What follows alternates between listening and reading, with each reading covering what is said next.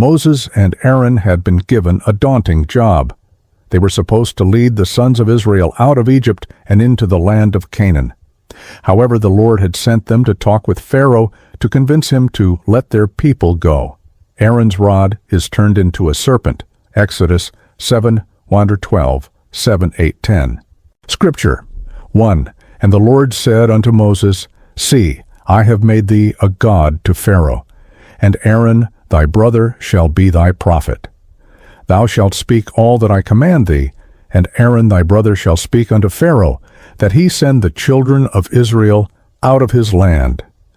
And I will harden Pharaoh's heart, and multiply my signs and my wonders in the land of Egypt. 4. But Pharaoh shall not hearken unto you, that I may lay my hand upon Egypt, and bring forth mine armies, and my people the children of Israel, out of the land of Egypt by great judgments. And the Egyptians shall know that I am the Lord, when I stretch forth mine hand upon Egypt, and bring out the children of Israel from among them. And Moses and Aaron did as the Lord commanded them, so did they. 7. And Moses was 80 years old, and Aaron 83 years old, when they spake unto Pharaoh aught. And the Lord spake unto Moses and unto Aaron, saying, When Pharaoh shall speak unto you, saying, Show a miracle for you, then thou shalt say unto Aaron, Take thy rod, and cast it before Pharaoh, and it shall become a serpent. 10. And Moses and Aaron went in unto Pharaoh, and they did so as the Lord had commanded. And Aaron cast down his rod before Pharaoh, and before his servants, and it became a serpent. 11.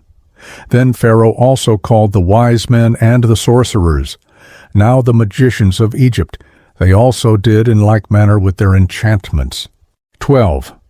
For they cast down every man his rod, and they became serpents, but Aaron's rod swallowed up, the story of Aaron's rod being turned into a serpent. Moses and Aaron had been given a daunting job.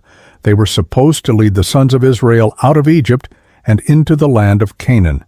However, the Lord had sent them to talk with Pharaoh to convince him to let their people go.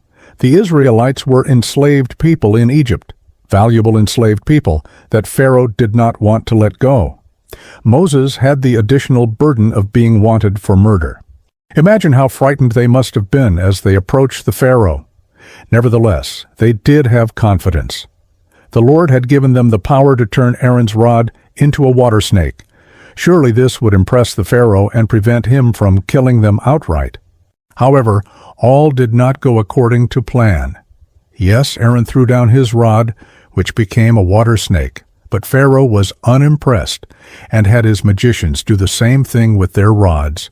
Imagine the fear they must have felt at that point. Imagine the tremendous doubt that must have entered their minds when they saw they were not the only ones with such power. Was Jehovah as mighty as he claimed? Should they have come in the first place? Had they failed? Moses and Aaron were allowed to experience doubt when the magicians performed the same feat. Although they were able to fulfill their mission of speaking with Pharaoh, essential spiritual truth is illustrated in this story. It concerns how we interact with our neighbors, spouses, and children.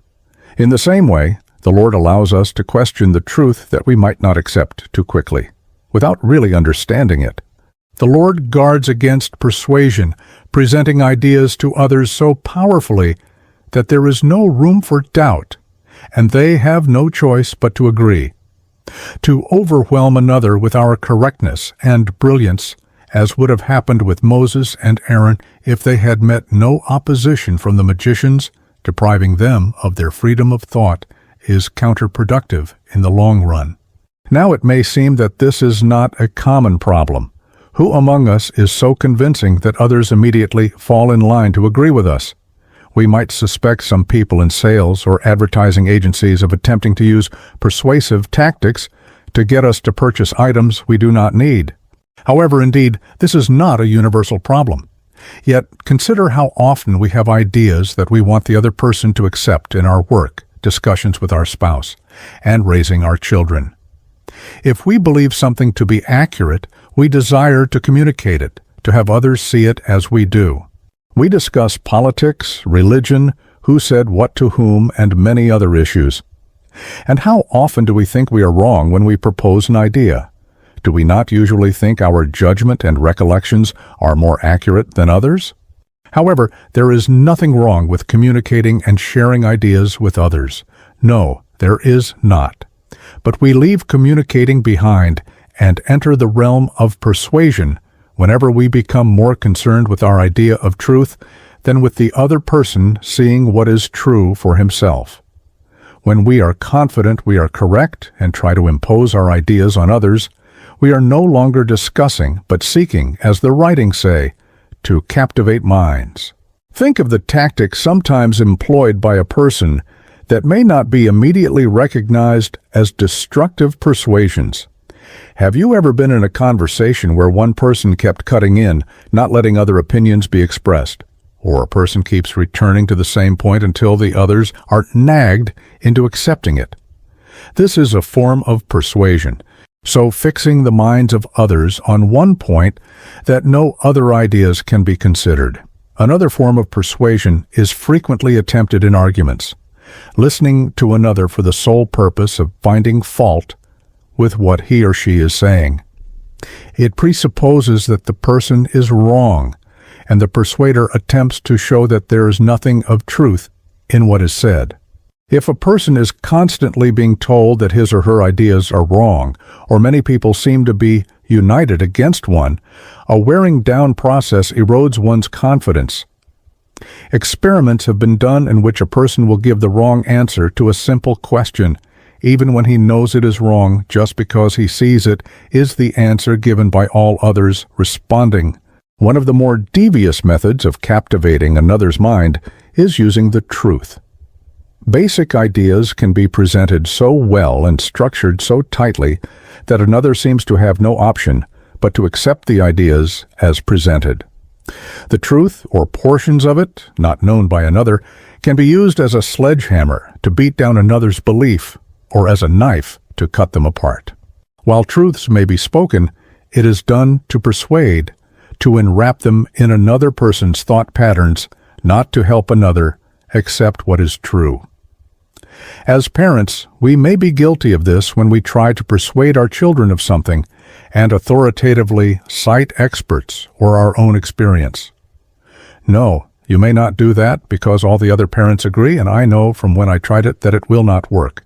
This is especially tricky as a parent, for there are many non-negotiable areas where parents know more or must enforce rules that children do not understand.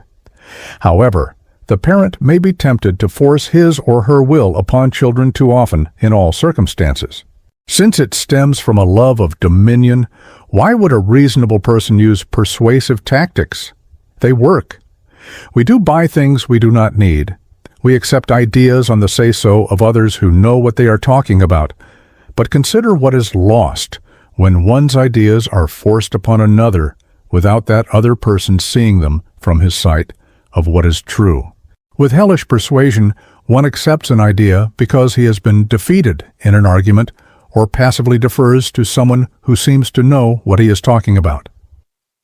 The persuaded person does not see it as accurate for himself.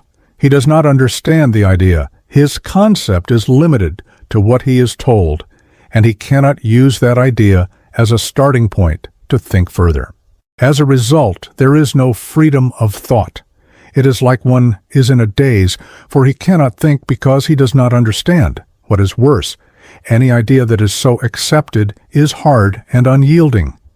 Since it is not well understood, the person does not want to think about it, and will refuse to discuss it to examine its worth. A persuasive idea is often defended vehemently because it cannot tolerate questioning. It is like a hard rock whose only use seems to be to beat on others. This indicates that one does not have his ideas, but has been persuaded without much comprehension. Ultimately, persuasion fails. No one can be forced to believe in something or care for something he does not want to. Even when we have been shown that what we said was wrong, we do not want to admit it. Why? Perhaps because of pride, but also because for us to accept something as true, we must see it in our way, in our own time. When we are forced, we rebel. Moreover, if we are persuaded, instead of accepting them on our own, we will reject the ideas as soon as that persuasive sphere leaves us. Lasting changes are not made by force but by freedom and reason. This is why the Lord allowed the magicians to perform the miracle Aaron had done, to allow doubt to enter their minds. Moses and Aaron might have felt conceited with their power if they had not matched Aaron's deed. So the Lord allows us to doubt, to have experiences of failure when our ideas are not readily accepted by others, that their freedom might be preserved. One person who had recently discovered the truths of the new church wanted to share them with his friends and bought many complete sets of the writings.